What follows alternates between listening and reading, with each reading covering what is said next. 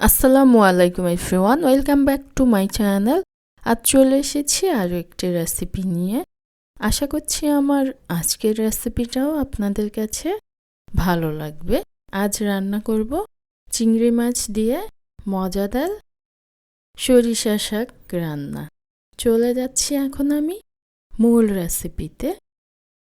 তো এখানে আমি শাক নিয়ে নিয়েছি রান্নার জন্য, শাকগুলোকে বেছে নিয়েছি, দেখতেই পাচ্ছেন। এখন এগুলোকে আমি ধুয়ে কেটে নেব।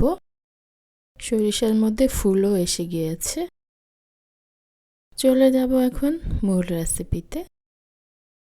একটি প্যান বসিয়েছি আর দিয়েছি পরিমাণ মতো সয়াবিন তেল। তেল গরম হয়েছে, দিয়েছি পেঁয়াজ কুচি। হাফ কাপ পরিমাণে পেঁয়াজ কুচি দিয়ে দিয়েছি। পেঁয়াজগুলোকে কিছুক্ষণ ভেজে নিয়ে এখানে কাঁচামরিচ দিয়ে দিয়েছি। 7-8টি কাঁচামরিচ দিয়ে দিয়েছি। এখন আমি কিছুক্ষণ ভেজে নিচ্ছি সব কিছু। কিছুক্ষণ ভাজার পরে দিয়ে দিচ্ছি এখানে চিংড়ি মাছ, কেটে ধুয়ে নেওয়া, পরিষ্কার করা। মাছগুলো কিছুক্ষণ ভেজে নিব পেঁয়াজের সাথে। মাছগুলোকে কিছুক্ষণ ভেজে নিয়েছি, দেখতেই পাচ্ছেন। এখন দিয়ে দিচ্ছি এখানে রসুন বাটা, 1 চামচ ভরে দিয়েছি, 1 চা চামচ। এখন কষিয়ে নিব মিনিট খানিক। রসুনগুলোকে মিনিট খানিক ভেজে নিয়ে দিয়ে দিচ্ছি এখানে 1 চা চামচ মরিচের গুঁড়া দিয়েছি, একদম চামচটা ভরে দিয়েছি। হাফ চা চামচ দিয়েছি হলুদ গুঁড়া, হাফ চা চামচ থেকে একটু কম হবে। এখন আমি ঢেকে দিচ্ছি।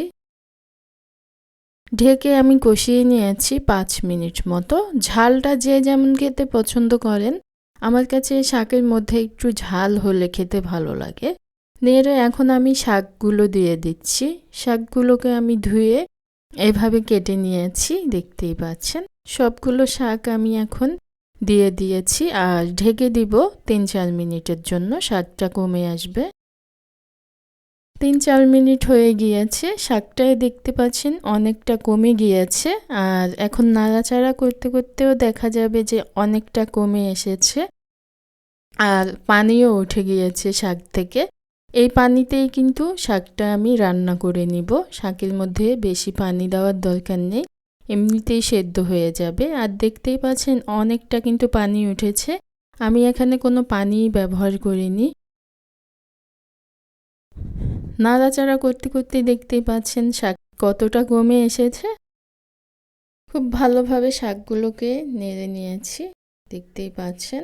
এখন আমি শাকগুলোকে আবার ঢেকে দিব 4-5 মিনিটের জন্য। শাকগুলো কিন্তু প্রায় হয়ে গিয়েছে, আর একটু সেদ্ধ হবে।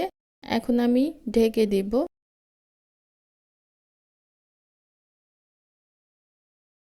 4-5 মিনিট পরেই ফিরে এসেছি। দেখুন আমার শাকগুলো কিন্তু একেবারে সেদ্ধ হয়ে গিয়েছে, কালারটাও কিন্তু গাঢ় সবুজ হয়ে গিয়েছে। এখন আমি একটু নেড়ে নিচ্ছি। নেড়ে আমি চুলাটা বন্ধ করে শাকগুলোকে নামিয়ে নিব। আমার শাকগুলো কিন্তু সেদ্ধ হয়ে গিয়েছে। আর এইটুকু ঝোল আমি রেখে দিব, একেবারে শুকাবো না।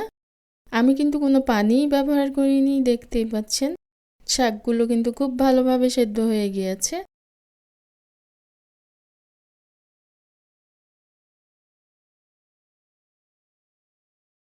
নেড়ে নিয়েছি। এখন আমি চুলাটা বন্ধ করে দিব আর শাকগুলোকে নামিয়ে নিব।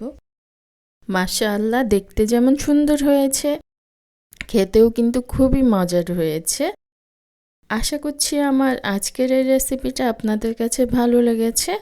ভালো লেগে থাকলে প্লিজ একটি লাইক দিয়ে দিবেন। আর যারা এখনও আমার চ্যানেলটাকে সাবস্ক্রাইব করেননি, প্লিজ সাবস্ক্রাইব করে দিবেন। আজকের মতো এখানেই বিদায় নিচ্ছি, আবার ফিরে আসব নতুন কোনো রেসিপি নিয়ে। সে পর্যন্ত সবাই ভালো থাকবেন, সুস্থ থাকবেন।